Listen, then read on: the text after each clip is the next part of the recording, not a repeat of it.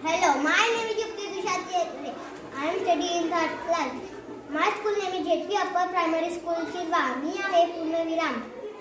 आपण जेव्हा वाक्य लिहितो तेव्हा हा पूर्णविराम हा चिन्ह देतात. उदाहरण, मी गावाला गेली. त्याच्यानंतर हा पूर्णविराम हा चिन्ह देतात. धन्यवाद. हाय, माय नेम इज प्रियल गणेश आगीर. मी आहे अर्धविराम हा चिन्ह आहे. जेव्हा आपल्याला दोन वाक्य जोडायचे राहिले तेव्हा आपण अर्धविराम हा चिन्ह वापरतो.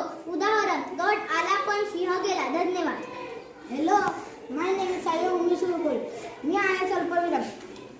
जेव्हा आपल्याला एकासोबत बहुत सारे शब्द जोडायचे असले तर आपण स्वल्पविराम चिन्ह वापरतो. उदाहरण, मला काळा निळा आकाशी रंग आवडते.